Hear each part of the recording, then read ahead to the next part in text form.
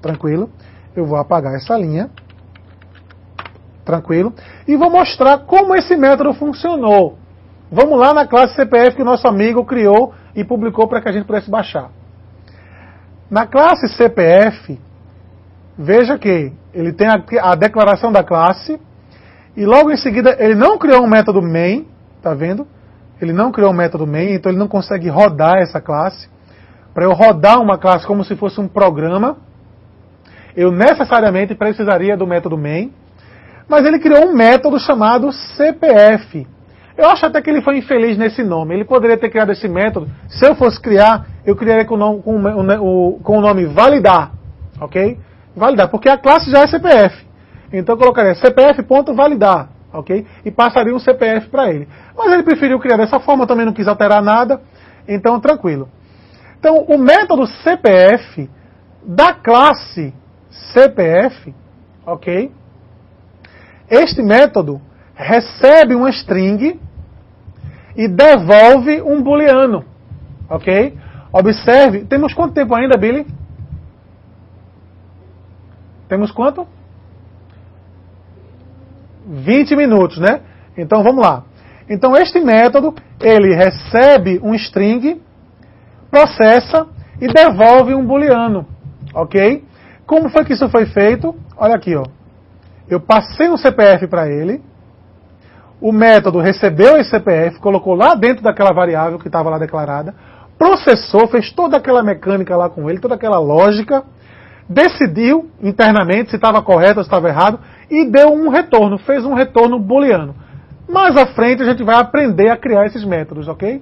Mas não é foco desse momento agora da aula, só estou explicando o funcionamento. Então este método, que foi utilizado a partir diretamente da classe, eu não precisei criar um objeto, eu coloquei classe.método, eu posso fazer isso, o Java permite isso, ok? E ele retornou um valor verdadeiro ou falso, ele retornou um valor booleano. Esse valor booleano alimentou o if, para que o if pudesse decidir se iria para o if ou para o else. Se fosse falso, iria para o else. Se fosse verdadeiro, iria para o if. Ok, pessoal? Vamos justamente fazer uma criação de classe agora, que tem a ver com isso que você falou. Apesar de ter pouco tempo, mas é só o começo, o início desse assunto. Então eu não quero bombardear vocês com relação à teoria de criação de classe, que é muita teoria. Ok? A gente vai ver aos poucos. Eu vou elencar através de atividade prática para que você consiga entender de forma prática. Ok? Vamos lá. Então, continuando. Vamos criar agora, vamos partir para a construção de classes, certo? Construir uma classe para permitir que se armazene os dados de um aluno dentro de um objeto. Gente, esse é o nosso principal objetivo do curso, porque Java só trabalha com criação de classes. Não existe como você fazer um projeto em Java sem criar classes, ok? Então, este é o foco principal. Então, digamos que esse é o principal assunto da disciplina, ok? E é simples, é fácil, não tem mistério. Vamos ver agora a criação que eu vou fazer. Agora, antes de criar, me dê só 30 segundos para eu explicar uma coisa a você. A partir de agora, a partir da próxima aula, a gente vai planejar os degraus para que a gente consiga, até o final do módulo de web, conseguir ter uma aplicação comercial totalmente feita por você. Ok? Então nós, eu e você, vamos fazer juntos uma aplicação for web. Vamos publicar na internet, ok? E você vai ver ela funcionando, ok? Então, esse é o meu objetivo. Assim eu espero que a gente consiga fazer. Peço a ajuda dos alunos que estão compreendendo melhor o assunto. Peço a ajuda dos alunos que estão realmente conseguindo fazer as atividades rapidamente. Ajude o seu colega.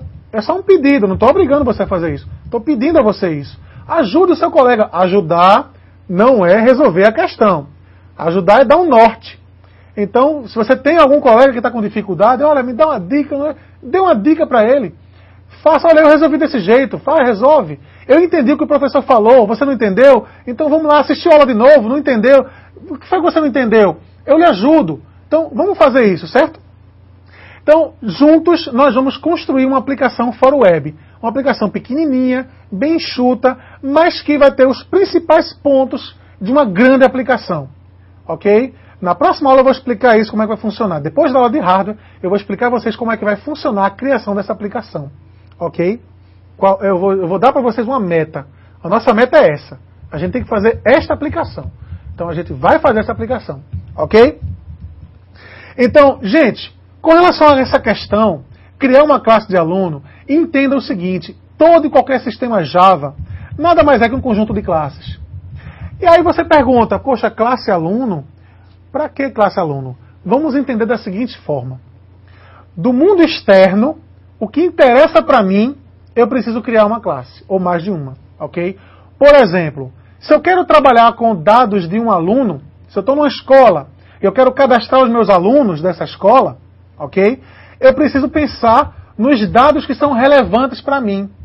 Então, do aluno, eu não vou querer saber qual é a marca do relógio dele. Eu não quero saber a cor da camisa que ele está vestindo, não me interessa, entendeu? Eu não quero saber o número do sapato dele. Não são esses dados.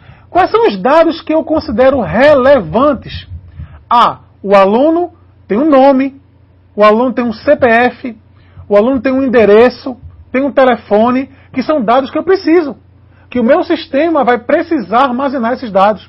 Eu vou precisar atribuir um número de matrícula para esse aluno, ok? Enfim, então depois que você determinar o que é que você precisa trabalhar no seu sistema, aí você vai idealizar uma classe.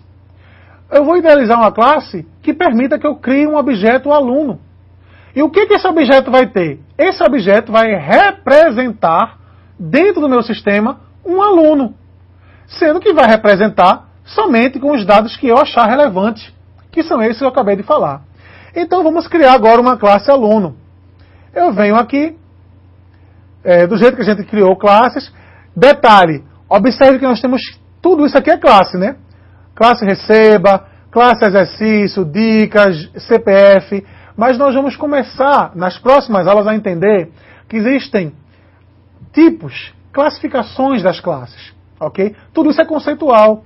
Eu posso ter classes que representem dados armazenados no meu banco de dados. Eu posso ter classes abstratas que só sirvam para fazer conta. Só servem para validar um CPF. Enfim, eu tenho um grupo de classes que eu considero apenas para atividades genéricas, que qualquer sistema vai ter. Por exemplo, validação de CPF. Não precisa ser só de um sistema. Todo sistema que trabalha com pessoas precisa fazer uma validação de CPF. Ok? Ou quase todo. Então, mais tarde a gente vai aprender a criar pacotes.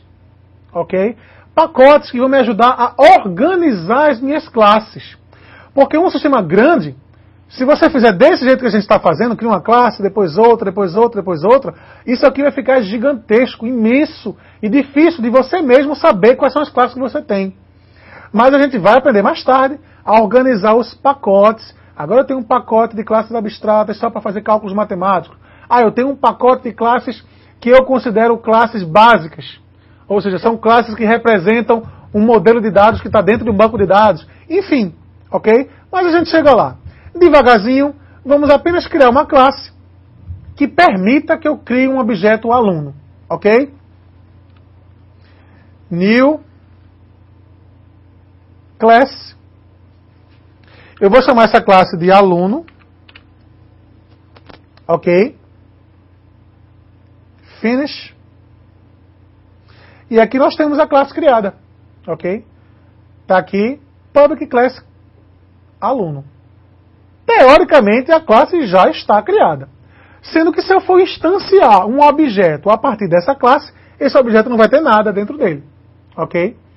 Então, vamos colocar dentro dessa classe somente os dados que eu considero relevantes de um aluno.